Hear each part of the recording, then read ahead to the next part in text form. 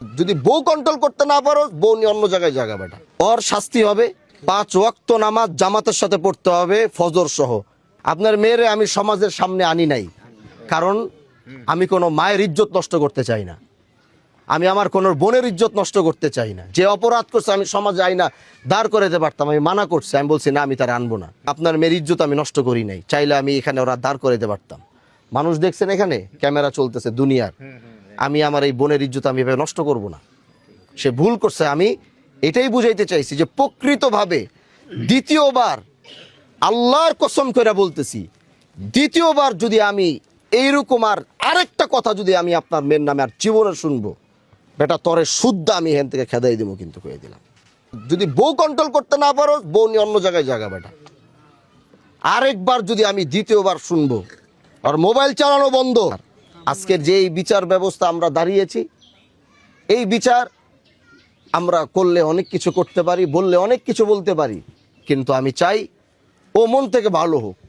আমি অন্যায়ভাবে আমি আমার ক্ষমতা আছে বলে আমি এখন সব করে ফেলবো, সেটা আমি প্রকৃতভাবে ওর এমন একজন সন্তান দেখতে চাই আগামীতে। আজকে যারা ওর নামে এই বিচার দিছে এবং ও এটা উপলব্ধি করার পরে, আমি ওর এরকম সন্তান দেখতে চাই আগামী 3 মাস পরে এলাকার মানুষ গিয়ে বলবে যে ভাই আজকে দেখি ও ভালো হয়ে গেছে, 5 ওয়াক্ত নামাজ জামাতের সাথে পড়তেছে, মানুষের সাথে ভালো ব্যবহার করতেছে, ওর পুরো চরিত্র সবকিছু পরিবর্তন হয়েছে। আমি এরকম ওরে দেখতে চাই।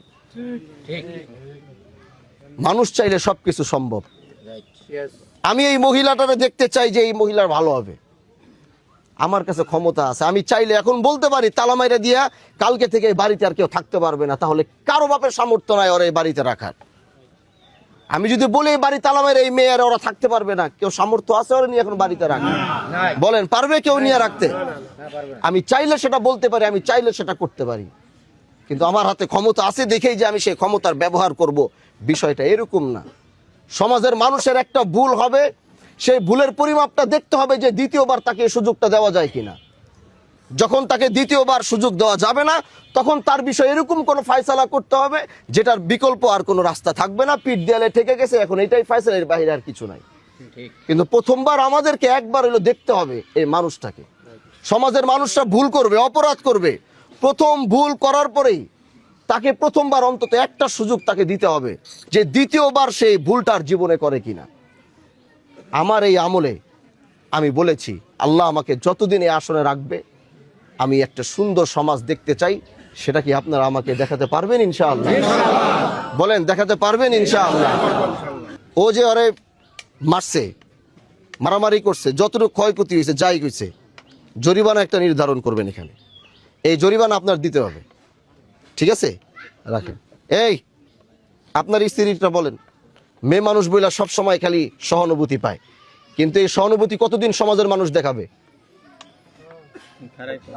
বলেন আপনি, এই সহানুভূতি কতদিন দেখাবে? নিজের বউরে সামলাইতে না পারলে বউ বাচ্চা নিয়ে সব নিয়ে এলাকা থেকে যে বাগিয়ে। আর যদি দ্বিতীয়বার কোনোদিন আমি শুনবো তোমার এই অপকর্মের কথা, তোমার বউ কারো ফোন দিছে বা তোমার বউ কোনো কিছুর সাথে জড়িত হয়েছে, তাইলে এলাকায় তারা কোনো থাকার কোনো সুযোগ নাই। আর তোমারে কই, চাইলে আজকে তোরা অনেক কিছু করতে পারতাম, ভালো হওয়ার একটা সুযোগ দিলাম। এলাকার মানুষ যেন আমার কাছে রিপোর্ট দেয় আগামী 3 মাসের মধ্যে যে ও পরিবর্তন হয়েছে। 5 ওয়াক্ত নামাজ জামাতের সাথে পড়তে হবে, ফজর সহ। এটা কমপ্লেন আমি খোঁজ রাখবো। কোন পাশে মসজিদকে, ইমাম সাহেবকে, ইমামকে, এখানকার ইমাম আছে ওই মসজিদের, বিল্লাল। ফজর থেকে শুরু করে এশা 5 ওয়াক্ত নামাজ জামাতের সাথে আদায় করবে টানা 3 মাস। কয় মাস?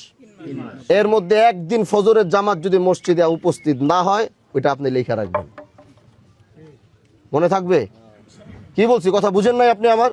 হ্যাঁ, ফজর থেকে নিয়ে এশা 5 ওয়াক্ত নামাজ জামাতের সাথে টানা 3 মাস। কয় মাস? টানা 3 মাস। একদিন মিস হবে, একদিনের হাজিরা আমি রাখবো, খবর রাখবো, ওই একদিনের শাস্তি হবে।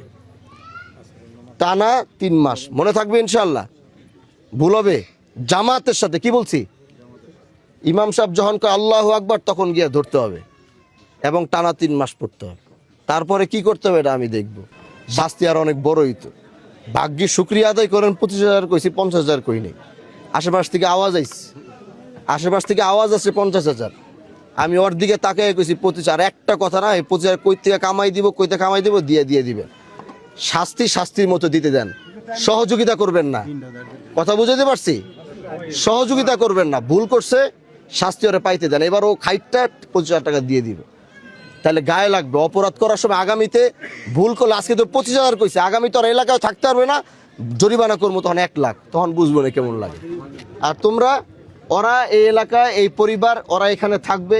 আজকের পরে কেউ কোনো ধরনের ওদেরকে জ্বালাইতে পারবে না, কেউ ওদেরকে উস্কাইতে পারবে না, কোনো খারাপ কথা বলতে পারবে না, কোনো ধরনের উল্টাপাল্টা ওদেরকে ইশারা ইঙ্গিত দেওয়া যাবে না। ওরা আগে যেভাবে ছিল, এরা পরিবার যেন এইভাবে থাকতে পারে। ঠিক আছে ইনশাআল্লাহ?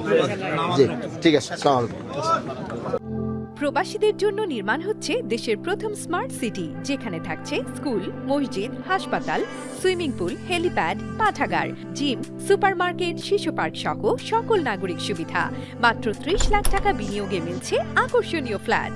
প্লাটিনাম ইনভেস্টরদের জন্য ঢাকা বিমানবন্দরে ভিআইপি প্রোটোকল সুবিধা। বিস্তারিত জানতে যোগাযোগ করুন স্ক্রিনে দেয়া হোয়াটসঅ্যাপ অথবা ইমো নাম্বারে।